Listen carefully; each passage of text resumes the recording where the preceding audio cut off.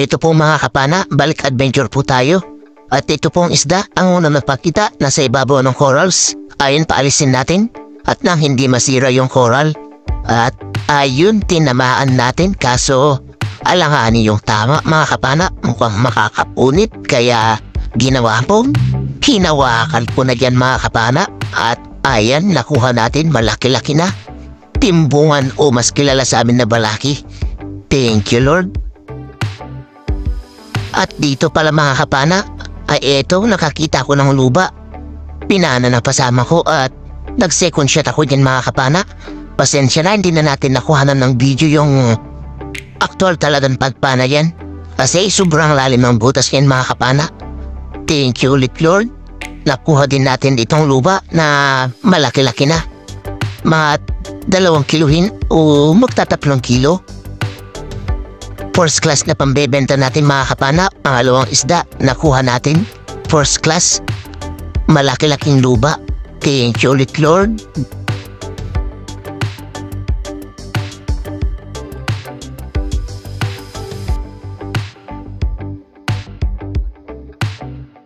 Hanap tayo mga kapana. Eto, babayo. Ayun, napuruhan. Headshot. Thank you ulit Lord. Malaki-laking barakuda ito o mas kilala sa amin na babayo. Ang isdang masarap sa kilawin ito mga kapana. Masarap din naman sa prito pero paborito ko lang dito ay kilawin. Thank you ulit Lord. Dito naman mga kapana ay nakakita tayo ng triggerfish o mas kilala sa amin na papakol. Ayun, napaanan natin mga kapana kaso malalim yung butas. Kaya eto, hirap pa natin siyang mailabas. Masikip din kasi yung butas. Dito malapit na natin siyang mailabas at ito nailabas din natin mga kapana. At hirap talaga mailabas kapag maliit yung butas, kapag ganitong isda ang mapapana. Binabara kasi yung sungay niyan sa may bato kaya hirap talaga mailabas kapag ganito. Thank you Lord at nakuha din natin itong triggerfish o mapahol kung tawagin dito sa amin. Masarap to na iihaw mga kapana. Thank you ulit Lord. Panibawang paghahanap ulit ng isda. Ito, emperor fish o mas kilala sa amin na bugsi. Sa pulkang bugsi ka ha. Ayan, good size na mga kapana. Pwede na pangulam o pambenta. Kasama nito ng mga dalagang bukit. Sari-sari kung tawagin dito sa amin. Nasa 200 din yung kilo nito mga kapana. Hanap na naman tayo. At ito, talagbago. Sa pulkang talagbago ka. Ayan. May isa pa dun sa taas niyan mga kapana kaya agad tayo mag-reload at panahin din yung kasama niyang talagbago. At ito na yung talagbago mga kapana. Yung kasawa niya, medyo malayo lang. Sa pulka at ayun dumapis pa mga kapana. Hindi pa natin natamaan pero ito, sa pulka na ngayon. Buti na lang at hindi siya gaano lumayo mga kapana. 2 talagbago o ulayan kung tawagin dito sa amin. Anong isda kaya ang ating makikita ulit? Ito nasa may ilalim ng bahura. Isang maya-maya. Sa pulkang maya-maya ka. Ayan, good size ulit mga kapana. First class din na pambenta yan. Thank you ulit Lord. Ang isdang masarap sa sinigang o tinola. Masarap din yan sa gata mga kapana. Thank you ulit Lord. At hanap na naman tayo. Ito, isda. At hindi ko alam kung anong uri ng isda ito.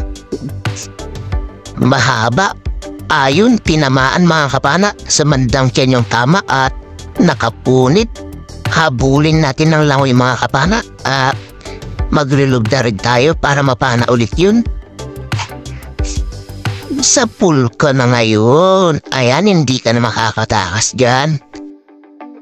Ngayon lang talaga ako nakapana ng ganitong isda at nakakita.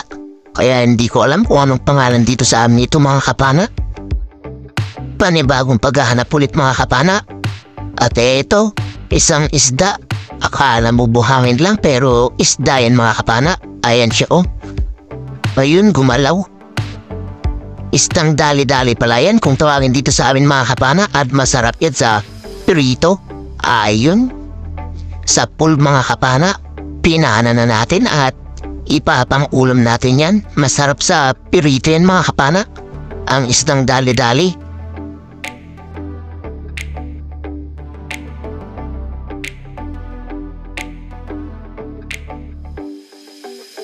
Hanap ulit tayo ng isda. Ayun, kabasi. Sa pool kang kabasi ka. Ayan, thank you Lord. Nakakuha na tayo ng kabasi o dalagang bukid. Thank you Lord. Pandadagdag ito sa pambebenta natin kasama ng mga sari-sari na kanuping. At dito mga kapana ay nakakita tayo ng kulambutan. Eto siya oh. Malaki-laki na rin. Mga magdadalawang kilohin na rin siguro ito. Sa pool kang kulambutan ka. Ayan. Headshot mga kapana, namuti ang buong katawan. Hindi na siya nakapalag. Thank you Lord. Kwartang linaw ito kapag naibenta bukas. Hindi rin nakabugan ng tinta kaya makukuha natin yung tinta niyan. Sigurado marami-rami yung tinta niyan. At may ilalagay natin sa ipon natin na tinta. Nasa 800 din kasi kada isang bote mga kapana ng tinta nito. Mga laging buhay-bili yung mga magtutuna. Hanapan natin na kasama yung kulambutan, baka may kasama lang yan. At hindi kulambutan ang ating nakita. Ugita mga kapana. Eto, palakad-lakad at palangoy-langoy. Malaki-laki na rin ito, mga 1 kilohin na. Sa pool kang pugita ka. Papasok ka pa dyan sa butas ah. Ayan, napana ka na tuloy. Dadakmain ko lang sana yun mga kapana. Pero papasok na kasi sa butas. Kaya pinana na lang natin nang hindi pa siya makapasok ng tuluyan. Malaki-laki na rin kasi. 1 kilohin na rin siguro ito mga kapana. 230 rin kasi yung kilo nito dito sa amin. At paboritong bilhin din ito mga kapana ng mga taga-ibang lugar. Hanap na naman tayo. At ito, emperor fish ulit mga kapana. Sa pool kang emperor fish ka. Ayan, kanuping. O mas kilala naman sa amin na bugsi. Thank you Lord, malaki-laki na rin ito. At ito rin pala yung kanuping na lumalaki mga kapana. Ang huling kuha ko ng kalakihan nito mga kapana ay 3 kilo. At sa English pala ito mga kapana ay, kung hindi ako nagkakamali, Buffalo Emperor. Thank you Lord, nakakuha tayo ng malaki-laking kanuping. At ito mga kapana, dalagang bukid o kabasi. Sa pool kang kabasi ka. Ayan, kahit nakatalikod ka, mapapahanap pa rin kita ha. Ayan, malaki-laki na rin kasi yan mga kapana at malapad-lapad. Thank you Lord, nakakuha na tayo ng sari-sari ng pambebenta ulit. Kabasi o dalagang bukid. Ang isdang masarap sa pirito lang mga kapana. Kabasi na naman o dalagang bukid ang ating nakita. Sa pool kang kabasi ka. Ayan, malapad-lapad ulit mga kapana. At ayun, meron pang isa sa bandang harapan. Kaya mag-reload tayo at mapana ulit mga kapana. Ayan siya oh, malapad-lapad ulit. Nandyan lang sa bandang harapan natin mga kapana. Pasensya na, hindi kita gaano kasi may kalabuhan yung dagat. Ayan na. Panahin na natin sa pool ka ulit. Ayan. Nakadalawa tayo mga kapana. Na dalagang bukid o kabasi kung tawagin dito sa amin. Parehas malalapad at malalaki na. Kung sa 3 piraso, 1 kilo na siguro. Hanap na naman tayo ng isda. Eto, alatan. Sa pool kang alatan ka. Sweet lips o mas kilala sa amin ito na bibiran mga kapana. Good size na rin ito. Pwede na pambenta. Thank you Lord. Kwarta na rin ito kapag naibenta bukas kasama ng mga dalagang bukid o sari-sari. At dito pala mga kapana, ay ito, nakapana tayo ng malaking ilak o silver drummer fish. Ang tansya ko 2 kilo mahigit ito. Pasensya na, hindi na naman natin nakuhanan ng video sa pagpana kasi sobrang ilap mga kapana. Maliwanag kasi yung buwan kaya mailap yung ganitong isda kapag ganito na kalalaki. At eto, at least nakuha natin mga kapana kaysa naman nakatakas pa. Kaya pinana na lang natin bago natin i-on ang ating camera at i-video. Eto, salamat at nakuha din natin. Thank you Lord. First class din ito mga kapana. 250 ang 1 kilohin nito. Kaya 500 na rin yung presyo niyan mga kapana kapag naibenta bukas. Thank you ulit Lord. At ito na rin pala yung huling napana natin at umahon na tayo. A few moments later. Good morning po mga kapana. Ito na po pala yung mga nakuha natin kagabi. Ayan po yung iilak natin o silver drummer fish na hindi natin nakuha na ng video sa pagpana. At ayun naman yung mga barakuda natin. Ito naman po yung lapu-lapu, yung cuttlefish, tsaka triggerfish.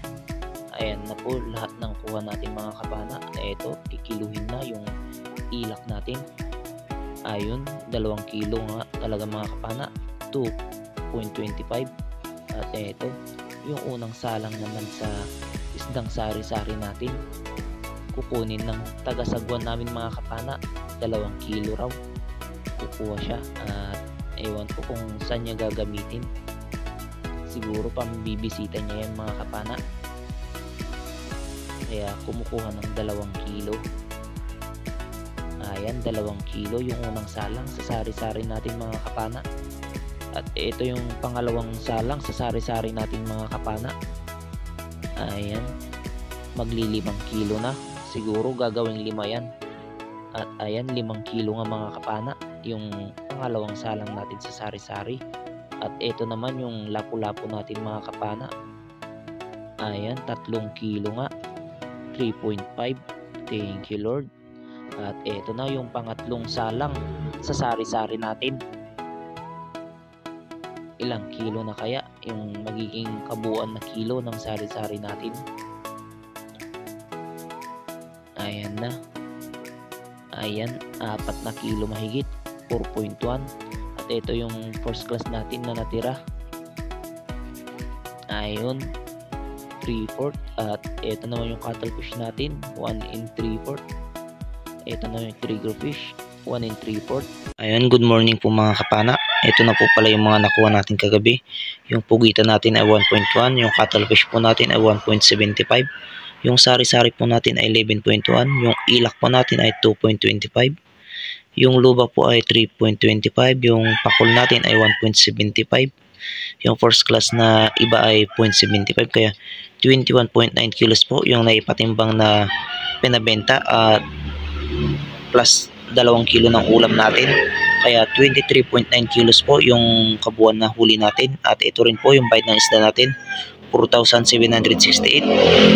At ito naman po sa kasama ko, 5,942. Mas madami po siyang huli ngayon mga kapana. Madami kasi siyang nakuhang pugita.